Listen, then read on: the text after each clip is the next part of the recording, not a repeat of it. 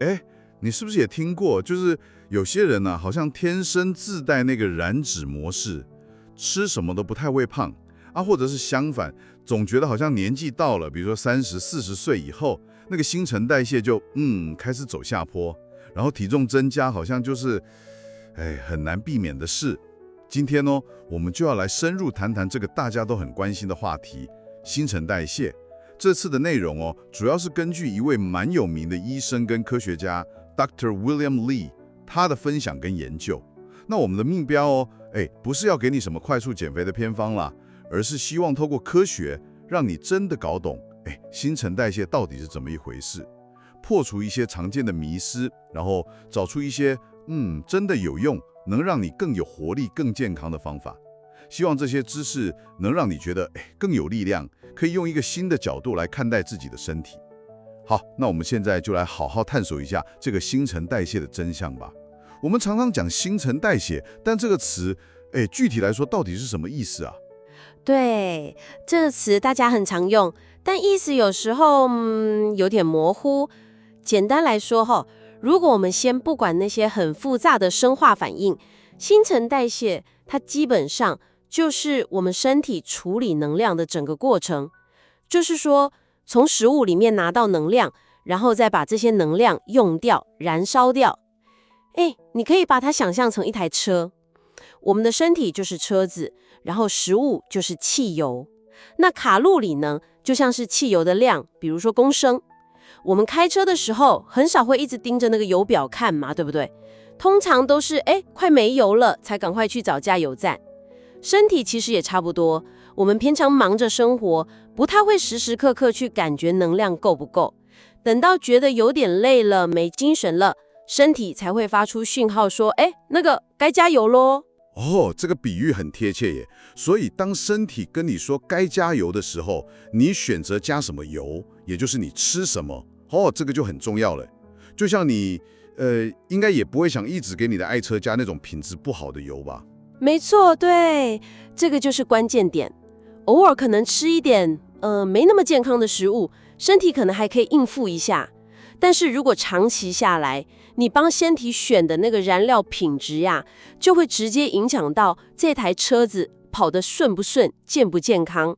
所以了解身体需要什么，然后做出比较聪明的食物选择，这个是非常重要的基础啦。好，那接下来我想我们可以来谈谈一些流传很久的说法。根据 Dr. Li 他引用的研究，很多我们以为就是这样的观念其实是迷思耶。这部分我觉得蛮有趣的，因为有些迷思真的深植人心耶。确实我们来一个一个把它厘清。根据 Dr. Li 的看法，还有一些大型研究，有几个迷思是特别需要被打破的。第一个也是最常听到的，就是每个人的新陈代谢天生就不一样，有些人就是天生代谢比较快。研究显示不完全是这样。更精确的说，我们天生配备的那个基础代谢的作业系统，或者说是硬体规格，其实是差不多的啦。后天的差异更多是其他因素造成的。第二个迷思，青春期是新陈代谢最旺盛的时候，因为你看青少年吃好多嘛，但研究结果可能会让你有点惊讶。错，事实上从1岁到20岁，那个基础代谢率反而是慢慢下降的，逐渐趋近成年人的稳定水平。好，下降。对，下降。第三个迷思，这个可能很多人听了会松一口气，就是说中年，比如说40岁、50岁以后，新陈代谢就一定会自己变慢，然后发胖好像很正常。研究说不对，这点我们等一下会详细讲。有一个很重要的研究发现，如果我们把那个过多体脂肪的干扰因素拿掉的话，20岁到60岁之间，人的基础代谢率其实是非常稳定的。哇哦，最后一个，这个算是把因果搞反了的迷思。新陈代谢变慢才导致体重增加、脂肪堆积，很多人都这样想，但真相比较可能是反过来的是因为体内累积了过多的体脂肪，反过来拖慢了新陈代谢的效率。这几个迷思，特别是第3点，说20到60岁基础代谢其实是稳定的。哇，这真的跟我以前的理解，甚至是很多人的感觉都不太一样诶。这背后的科学证据到底是哪来的？听起来超颠覆的。对，这个发现确实是一个蛮重要的突破，主要来自杜克大学一位 Herman Ponzer 教授，他主导的一个大型跨国研究。这个研究规模真的很大，集合了差不多快20个国家90多位研究人员，分析了超过6000个受试者的资料，年纪从刚出生的婴儿到90几岁的都有。6000多人哦，哇！对，他们用了一种技术叫做双标水。双标水，doubly labeled water。简单来说就是让受试者喝下含有特殊标记的水。那个标记不是放射性的啦，是同位素。然后研究人员就去追踪这些有标记的水分子是怎么透过呼吸呀、尿液啊这些方式排出身体的。那身体处理这些水分子的速度，就可以很精准的去算出这段时间你到底用掉了多少能量，也就是代谢率。听起来很厉害。但是最关键的一步是，他们用了现代的数据分析技术，像是机器学习，去校正那些原始数据。他们把体型大小、性别这些因素都考虑进去。但最重要的是，他们特别去排除了受试者身上过多体脂肪对代谢数据的影响。就是把那个干扰去掉。对，没错，就有点像是把杂讯滤掉一样。当他们把过多的体脂肪这个主要的干扰因素拿掉之后，人类一生真实的那个代谢曲线才比较清楚地显现出来。结果就发现我们的代谢率变化大概可以分成4个人生的阶段。4个阶段啊？对，第一阶段从出生到1岁，这是代谢率的巅峰期哦。为了要快速长大嘛，婴儿的代谢率如果校正体重之后来看，可以比我们成人高出 50%。 哇，高这么多。这也提醒我们，婴儿早期基础的环境啊、营养啊真的很重要。然后第2阶段1岁到20岁，这段期间就包含了大家印象中代谢很旺盛的青春期，但基础代谢率其实是逐渐下降的哦，每年大概降个3%左右，慢慢调整到成年人的水准。青少年食量大，活动多，但基础代谢率并不是一直往上升哦。原来是这样。第3阶段20岁到60岁，这个就是最让人惊讶的发现了。在这长达40年的成年期里面，如果我们排除掉那个过多体脂肪的影响，基础代谢率是极度稳定的。极度稳定。对，几乎没有什么变化，像风平浪静的海面一样。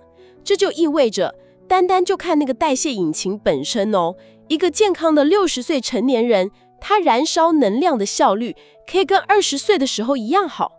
所谓的中年发福，并不是新陈代谢必然的宿命啦。天哪，这真的打破我的想象。然后第4阶段60岁到90岁以上，进入这个阶段之后呢，代谢率确实会开始比较缓慢的下降，但那个幅度其实比大家想象的要小。到90岁的时候，大概比60岁的时候低了差不多17%左右。了解了。所以等于是说，我们的基础代谢硬体在20岁到60岁这段很长的时间里，其实是被设计成稳定运作的。但关键就在那个前提，对吧？就是排除过多体脂肪的影响。那这就带出一个很实际的问题了。既然是这样，为什么现实生活中还是这么多人觉得中年之后代谢变差、体重上升呢？问题到底出在哪里？这就让我们需要来谈谈脂肪本身。首先脂肪它不是坏东西哦，它是身体必须的组织，甚至在我们还是胚胎的时候，比我们的脸啊、手脚啊还要更早形成，只比血管跟神经晚一点点。它一开始是围绕着那些早期的血管长出来的，这样很方便储存血液运来的能量。而且脂肪细胞很有弹性，它可以胀大到原来的3倍大。3倍？对，问题就出在过多的脂肪。当我们摄取的能量长期大于消耗掉的，脂肪开始过度累积的时候，最早堆积的地方往往不是我们能直接看到的，像是腰间的那个游泳圈，而是内脏周围，甚至是一些你可能没想到的地方。研究发现其中一个很早开始堆积的点，竟然是在舌头的后半部。哈，舌头，这我真的从来没想过。脂肪长在舌头上，这要怎么感觉出来啊？有什么迹象吗？是啊，舌头的根部本来就有一些脂肪组织可以帮助我们吞咽啦。那研究就观察到，即使是那种体型看起来还不算胖的人，在体重开始慢慢增加的时候，舌根的脂肪也可能会变厚。当晚上睡觉全身放松的时候，那个变比较肥厚的舌根就可能往后面倒，部分阻塞到呼吸道。结果就是可能会引起打鼾啊，打鼾？对，或者有些人会睡到一半，因为呼吸不太顺畅，突然醒过来。所以如果你发现自己开始打鼾了，或是打鼾的声音变大声变频繁，这或许就是一个早期警讯提醒你身体内部的脂肪可能正在悄悄增加，代谢可能开始有点失衡了，值得留意一下。哇，原来打鼾不只是吵到旁边的人，还可能是代谢出状况的警讯呢。那除了我们都知道的，可能吃太多、动太少之外，还有没有哪些我们平常比较容易忽略的因素，也在不知不觉中拖慢我们的代谢啊？这个很重要因为很多是我们生活习惯里的隐形杀手。第一个就是酒精。酒精不只是空热量而已它还会去干扰我们的荷尔蒙，也会影响睡眠品质，特别是会减少那个深度睡眠的时间。那个深度睡眠是我们身体修复还有燃烧脂肪很重要的时段耶，而且通常喝完酒隔天也比较没精神去运动嘛。对耶，好像是这样。第二个直接相关的就是睡眠不足或是品质不好。睡不好，身体的那个燃脂效率自然就会打折扣第三个是慢性压力，这个影响很大短暂的那种紧急压力，比如说突然遇到危险要逃跑，那种是会燃烧脂肪的。但我们现代人常常面对的是来自工作啊、经济啊、人际关系啊那种长期的焦虑跟担忧。这种慢性压力会让身体一直处在一个好像随时要打仗或逃跑的警戒状态，反而会抑制正常的脂肪燃烧啊。所以这就解释了，其实我们20到60岁那个基础引擎本身没变慢，但如果生活压力大又睡不好，可能还常常喝点酒，再加上可能因此产生的那种压力性进食，想靠吃东西来安慰自己，这样整体看下来，代谢的表现还是会下滑，体重还是有可能会增加。正是如此，就是这些生活的因素叠加起来，它的影响力就盖过了那个基础代谢稳定的效果。这也能解释为什么很多人在人生责任变重、压力变大的阶段，会感觉好像代谢不如从前了。了解了。那知道了这些原理、迷思还有阻碍之后，重点就来了，我们到底该怎么做才能重新活化，好好利用我们天生就有的这个代谢能力呢？有没有什么具体的建议啊？绝对有。好消息就是，既然我们的硬体基本上没什么问题嘛，那透过调整软体还有使用方式，是有机会重新启动代谢引擎的。根据 Dr. Lee 的建议有几个蛮实用的策略。首先间歇性断食。听起来好像很专业，对不对？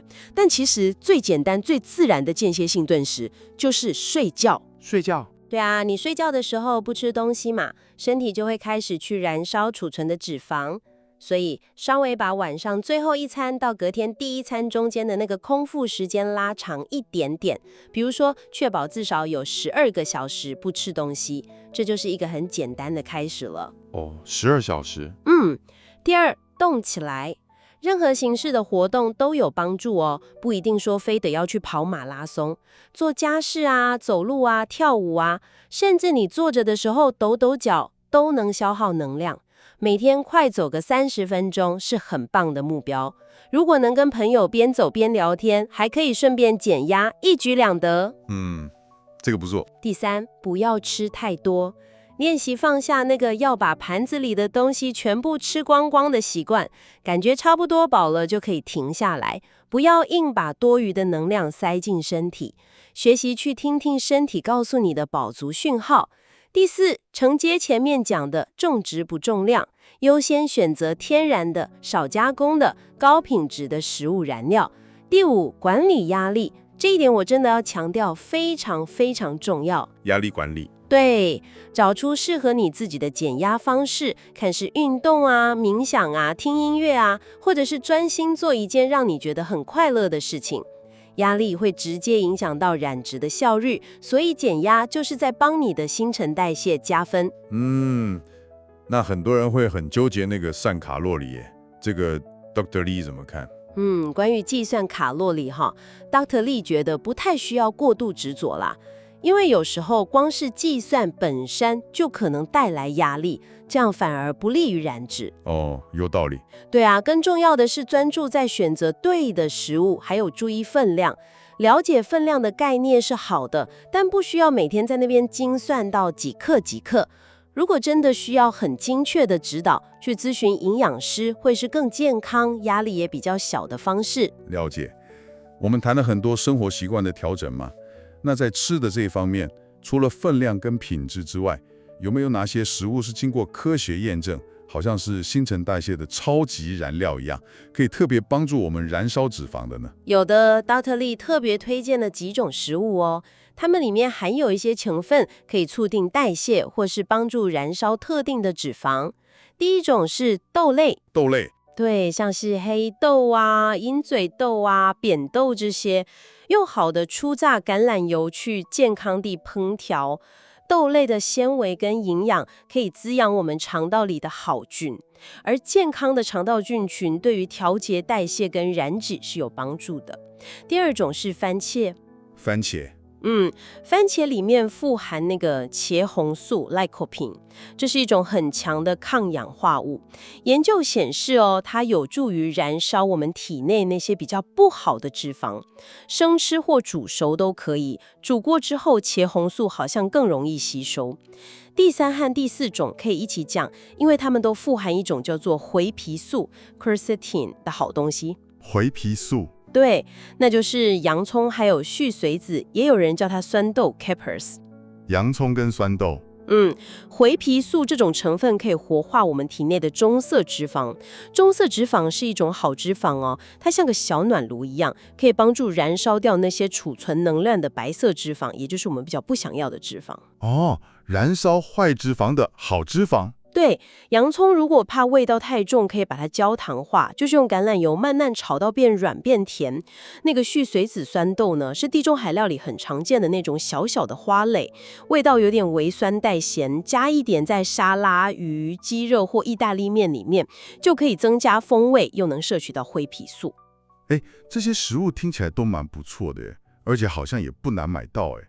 那么在我们差不多要结束之前呢，我想问那些可能长期为了体重啦，或是代谢问题在困扰的朋友们，甚至可能有点灰心，觉得自己天生就是这样子的朋友们，问一句：根据 Dr. Lee 的观点，最想传达给他们的核心讯息是什么呢？最核心的讯息也是 Dr. Lee 一直强调的，是希望能够赋予你力量。请你相信你是完全正常的，你的身体内部天生就配备了跟别人一样的设计来燃烧脂肪、维持健康的代谢硬体。关键在于透过了解这些我们今天谈到的知识，去找出最适合你的方法，适合你的生活形态、你的身体状况、你的喜好的方法，用这些方法来重新连接，并且启动这个你内在就有的力量。过去的习惯或一些外在的因素，可能让它暂时运作的不太顺畅，但那不代表它坏掉了。它还在。对，它还在。所以，停止去跟别人比较。每个人的起点跟过程都不一样嘛，你的进步是跟你自己比，专注在今天能比昨天多做一点点对自己好的事情，哪怕只是很微小的改变，比如说多喝一杯水，或者是提早10分钟睡觉，拥抱这些科学知识，用它来理解你自己的身体，而不是去责怪它。相信你有能力透过你的选择做出改变，找回那个更健康、更有活力的自己。这场关于新陈代谢的探讨，哇，真的带来很多启发哎。像是那个20到60岁基础代谢的稳定性，还有舌头脂肪可能是个警讯，慢性压力对燃脂的阻碍，还有像洋葱啊、酸豆这些食物的潜力，都让我对自己身体的运作，有了新的认识。最后呢，留给你一个问题，带回去可以想一想。既然科学告诉我们，在成年之后到60岁这段期间，我们的基础代谢引擎基本上是稳定的。